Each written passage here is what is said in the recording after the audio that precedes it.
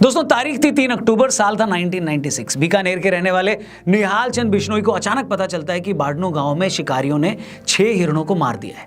खबर मिलते ही निहाल चंद फौरन कुछ गांव वालों के साथ शिकार वाली जगह पर पहुंच जाते हैं। ये लोग शिकारियों को रोकने के लिए उन पर धावा बोल देते हैं। शिकारी इन लोगों को अपनी तरफ आता देख गोलियां चलाना शुरू कर देते हैं। इस गोलीबारी में निहाल चंद जी बुरी तरह जख्मी हो जाते हैं, मगर वो उस जगह को नहीं छोड़ते जहां मरे हुए हिरण पड़े थे। आखिरकार शिकारियों को बिना हिरण लिए वहां से जाना पड़ता है। कुछ देर बाद घायल निहाल चंद बिश्नोई की मृत्यु हो जाती है। 1999 में भारत सरकार निहाल चंद जी को उनकी बहादुरी के लिए शौर्य चक्र देती है। इसके साथ ही निहाल चंद बिश्नोई जी पहले ऐसे भारतीय बन जाते हैं जिन्हें सेना में न होने के बावजूद शौर्य चक्र से नवाजा जाता है। हो सकता है कि बिश्नोई समाज के बाहर इस कहानी से कुछ लोग वाकिफ न हो, मगर बिश्नोई समाज में निहाल चंद जी की ये दास्तां हर कोई जानता है। हमने भी इस वीडियो की शुरुआत अगर इस कहानी से की है तो इसके अपने रीजंस हैं। बाबा सिद्दीकी की मौत के बाद आज हर किसी की जबान पर लॉरेंस बिश्नोई का नाम है।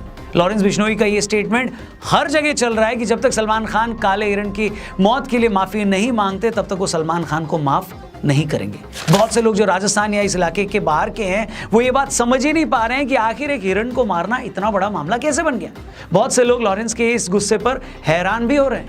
लॉरेंस ने सही किया या गलत हम उसकी डिटेल में नहीं जा रहे, लेकिन हमारे व्यूअर्स के लिए यह समझना बहुत इंपॉर्टेंट है कि आखिर बिश्नोई समाज एक हिरण की मौत के लिए सलमान खान से आज भी इतना गुस्सा क्यों है। हो सकता है कुछ कौमों के लिए मासूम जानवरों को मार देना उनके ट्रेडिशन का हिस्सा हो, लेकिन बिश्नोई समाज ऐसा है जहां जानवरों को इंसानों की तरह ही माना जाता है। ये एक ऐसी कम्युनिटी है जहां महिलाएं जानवर के अनाथ बच्चों को स्तनपान तक करवा देती हैं। बिश्नोई समाज के गुरु जंभेश्वर जी ने इस कम्युनिटी को ऐसे संस्कार दिए हैं कि ये लोग पेड़ पौधों की हिफाजत के लिए अपनी जान तक दे देते हैं। इससे पहले कि मैं लॉरेंस बिश्नोई गैंग और उनकी सलमान खान से चल रही दुश्मनी पर आऊं, आप एक और कहानी सुन लीजिए। ये कहानी आपको बताएगी कि आखिर बिश्नोई समाज के लिए हिरण या जानवर ही नहीं, पेड़ पौधे भी क्या मायने रखते हैं। राजस्थान में खेजड़ी का पेड़ पाया जाता है। ये एक ऐसा पेड़ है जो भरे रेगिस्तान में भी हरा भरा खड़ा रहता है। खेजड़ी का पेड़ भी बिश्नोई समाज में उतना ही पवित्र माना जाता है जितना कि काला हिरण। यह मामला है साल 1730 का, 1730। उस वक्त जोधपुर के महाराजा अजय सिंह को अपने महल के लिए लकड़ी की जरूरत थी, तो उनके सैनिक गांव में मौजूद एक खेजड़ी का पेड़ काटने चले जाते हैं। जैसे ये बात अमृता देवी नाम की एक महिला को पता लगती है तो वो पेड़ के आगे खड़ी हो जाती है। अमृता देवी ने सैनिकों को चुनौती दी कि अगर तुम्हें पेड़ काटना है तो पेड़ से पहले तुम्हें मेरी गर्दन काटनी होगी। सैनिकों ने भी अमृता देवी की गर्दन काट दी। उसके बाद पेड़ को बचाने आई अमृता देवी की 3 बेटियों को भी सैनिकों ने मार डाला और आखिर में अमृता देवी के पति को भी सैनिकों ने मार डाला। आपको जानकर हैरानी होगी कि उस दिन उस एक पेड़ को बचाने के लिए 363 लोगों ने अपनी जान दे दी। ये बताइए दोस्तों, क्या दुनिया के इतिहास में आपने ऐसी कोई एक भी कहानी सुनी है जहां एक पेड़ को बचाने के लिए 363 लोगों ने अपनी गर्दनें कटवा ली हो? शर्म की बात है कि आजादी के बाद इतिहास लिखने वालों ने औरंगजेब जैसे क्रूर शासकों का तो महिमा मंडन कर दिया, मगर उन वामपंथी मक्कारों ने आपको ऐसी एक कहानी नहीं बताई। अगर ऐसी कहानियां इस देश के बच्चों ने पढ़ी होती तो वो अपने लोगों की बहादुरी के बारे में जान पाते। आज के बच्चे ये समझ पाते कि बहादुरी का मतलब सिर्फ ये नहीं होता कि आप दूसरे राज्य पर कब्जा कर लें या आप मजहब फैलाने के लिए काफिरों की गर्दन काट लें। बहादुरी का मतलब ये होता है कि अगर एक पेड़ को बचाने के लिए आपको अपनी गर्दन तक कटवानी पड़े तो भी आप पीछे न हटे। बहादुरी किसी को मारने में नहीं, बल्कि बहादुरी एक पौधे, एक जीव को बचाने के लिए अपनी जान तक देने में है। और भारत की ऐसी ही कहानियां हमारे पॉडकास्ट में आपको देखने और सुनने को लगातार मिलेंगी। इसके लिए आप हमारे टीआरपी चैनल को जरूर सब्सक्राइब करिएगा। डिस्क्रिप्शन में उस चैनल का लिंक दिया है। वीडियो में आगे बढ़ते हैं।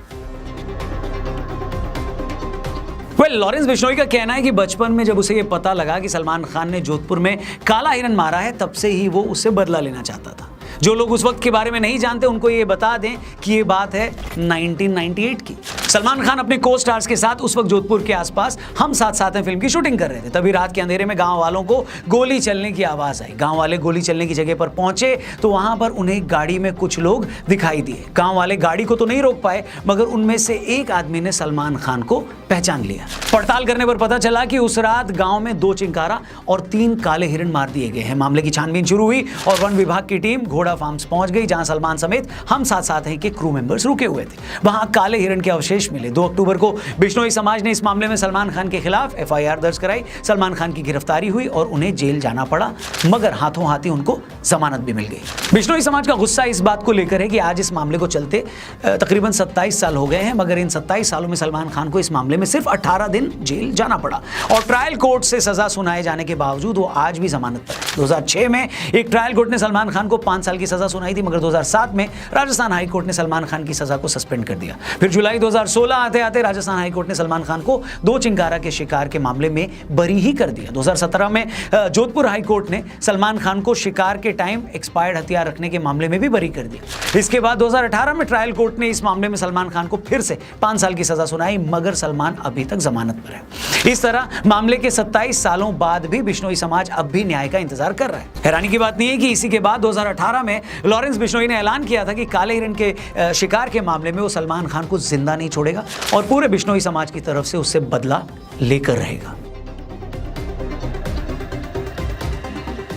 आज से 2 साल पहले की बात है। साल था 2022, महीना था जून का। सलमान खान के फादर सलीम खान साहब मॉर्निंग वॉक कर रहे थे, तभी उन्हें एक बेंच पर एक धमकी भरा खत मिलता है। उस खत में लिखा था, सलमान खान का हाल भी सिद्धू मूसेवाला जैसा कर देंगे। इसके बाद मार्च 2023 में सलमान खान के ऑफिशियल मेल ID पर 3 धमकी भरे ईमेल भेजे जाते हैं। इन ईमेल्स में साफ लिखा होता है कि अगला नंबर तेरा है, जोधपुर आते ही तू मूसेवाला की तरह मारा जाएगा। इसके बाद मार्च 2023 में लॉरेंस बिश्नोई जेल से एक इंटरव्यू देता है। उस इंटरव्यू में लॉरेंस बिश्नोई बताता है कि मेरा बचपन से एक ही सपना है, सलमान खान को मारना। इसके बाद अप्रैल 2023 में भी रॉकी नाम का एक लड़का फोन पर मुंबई पुलिस को सलमान खान को जान से मारने की धमकी देता है। इस साल उस वक्त हद हो गई जब 14 अप्रैल 2024 को सलमान खान के गैलेक्सी अपार्टमेंट के बाहर से 2 मोटरसाइकिल सवार लोग उनके घर की फर्स्ट फ्लोर की बैल्कनी पर फायरिंग कर देते हैं। इस पूरे मैटर में अब तक का सबसे बड़ा मोड़ तब आया जब कुछ दिन पहले मुंबई के एक बड़े नेता और सलमान खान के करीबी दोस्त बाबा सिद्दीकी की कुछ लोगों ने गोली मारकर हत्या कर दी। उस मर्डर के कुछ देर बाद ही लॉरेंस बिश्नोई गैंग ने इसकी रिस्पॉन्सिबिलिटी ले ली। यह खबर आई कि लॉरेंस बिश्नोई गैंग बोल रहा है कि जो भी आदमी सलमान खान की हेल्प करेगा वो मारा जाएगा। आपको बता दें कि ये वही बाबा सिद्दीकी हैं जिन्होंने 2013 में अपने घर हुई इफ्तार पार्टी में सलमान और शाहरुख खान की सुलह करवाई थी। बाबा सिद्दीकी सलमान खान की फैमिली के बहुत क्लोज थे।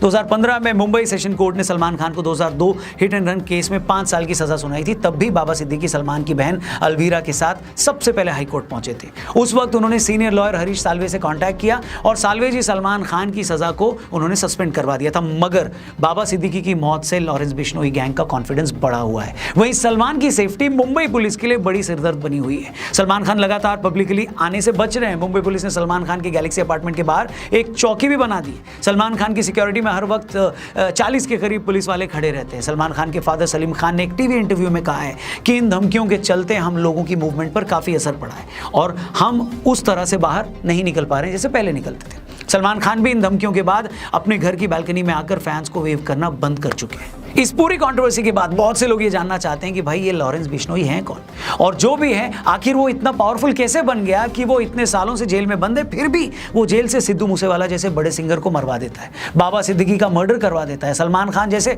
सुपरस्टार को धमकियां दे रहा है। लॉरेंस बिश्नोई इतना पावरफुल कैसे बना, इसे समझने से पहले एक बार ये जान लेते हैं कि आखिर लॉरेंस बिश्नोई इतना बड़ा गैंगस्टर बना कैसे।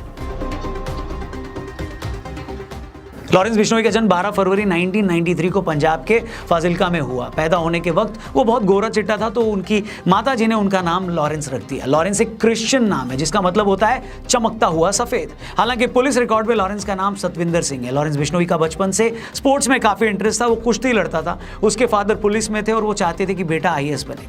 अबोहर से 12वीं की पढ़ाई पूरी करने के बाद लॉरेंस चंडीगढ़ चला गया, जहां उसने DAV कॉलेज में दाखिला लिया। धीरे धीरे उसने स्टूडेंट पॉलिटिक्स में दिलचस्पी लेनी शुरू कर दी। इसी टाइम इसकी गोल्डी बराड़ से दोस्ती हो गई। वही गोल्डी बराड़ जो आज कनाडा में बैठकर लॉरेंस बिश्नोई गैंग के लिए काम करता है और जिसके गैंग ने सिद्धू मूसेवाला की मर्डर की रिस्पॉन्सिबिलिटी ली थी।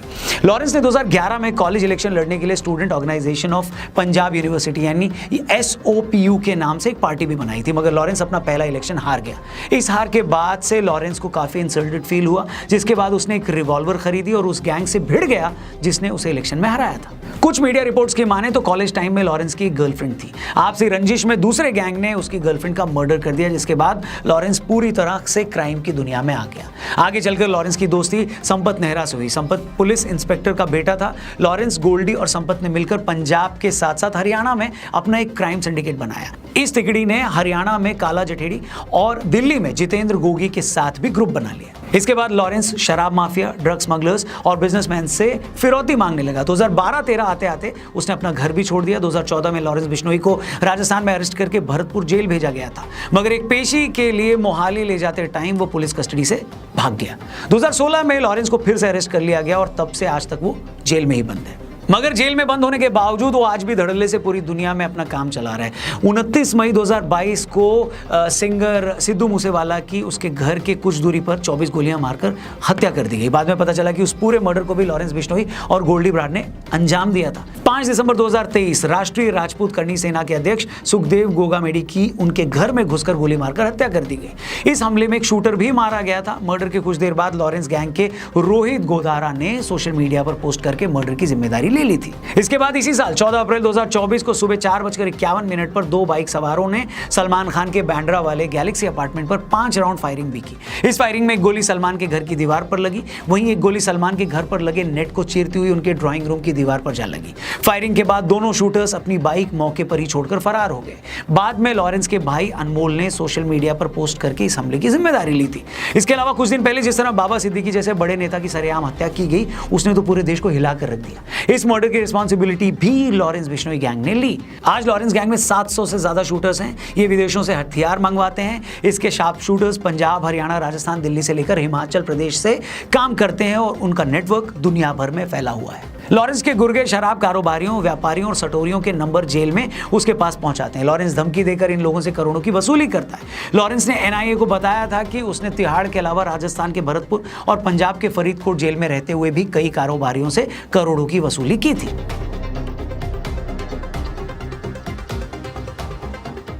आज लॉरेंस बिश्नोई गैंग का नेटवर्क सिर्फ भारत तक ही नहीं है। ये गैंग गोल्डी ब्राड के थ्रू कनाडा से ऑपरेट करता है। गैंग के कई मेंबर्स कनाडा, यूके, यूएसए और दुबई में रहते हैं। इन देशों में लॉरेंस गैंग को फंडिंग मिलती है। ये पैसा हवाला के जरिए भारत आता है। Lawrence Bishnoi gang social media पर बहुत पॉपुलर है। इंस्टाग्राम, फेसबुक और यूट्यूब जैसे प्लेटफॉर्म पर उनके हजारों फॉलोअर्स हैं। अपनी सोशल मीडिया फॉलोइंग के थ्रू वो अपनी धमकियों की मार्केटिंग करता है। लॉरेंस की गैंग में बहुत बड़े लेवल पर नाबालिग लड़के हैं। इन लोगों को गैंग से जोड़ने के लिए ये एक क्राइम के लाखों रुपए मिलते हैं। आज लॉरेंस का नेटवर्क लोकल और इंटरनेशनल लेवल पर इतना मजबूत है कि वो जेल में बंद होने के बावजूद पूरी दुनिया में कहीं भी क्राइम को अंजाम दे सकता है। यही रीजन है कि सलमान खान को मिल रही उनकी धमकियों को पुलिस बहुत ज्यादा सीरियसली ले रही है। सलमान खान को लगभग अंडरग्राउंड होकर काम करना पड़ रहा है। इस पूरी कंट्रोवर्सी के बाद ऐसे भी लोग हैं जो लॉरेंस को एक क्रिमिनल की तरह देखते हैं, वहीं ऐसे भी लोग हैं जो लॉरेंस को हीरो मान रहे हैं। उनका मानना है कि कम से कम सलमान के केस में लॉरेंस गलत नहीं है। वो ये गिनाना भी नहीं भूलते कि चिंकारा के शिकार से लेकर हिट एंड रन केस तक सलमान के नाम भी बहुत से क्राइम है। इसलिए एक बहुत बड़ा सेक्शन सलमान खान के साथ आज कोई हमदर्दी नहीं रख रहा। हमारा मानना है दोस्तों कि किसी भी सिविल सोसाइटी में सब कुछ कानून के दायरे में होना चाहिए, फिर चाहे वो कानून लॉरेंस के मामले में हो या सलमान खान के मामले में। बाकी आप इस मैटर पे क्या सोचते हैं कमेंट करके जरूर बताइएगा। आप लॉरेंस बिश्नोई को लेकर क्या सोचते हैं, इस केस में सलमान को कितना ठीक या गलत मानते हैं, ये भी जरूर कमेंट करिएगा। वीडियो पसंद आई हो तो इसे शेयर करना मत भूलें। चैनल को भी सब्सक्राइब करके जाना। जल्दी मिलते हैं, अपना ख्याल रखिए। जय हिंद, वंदे मातरम।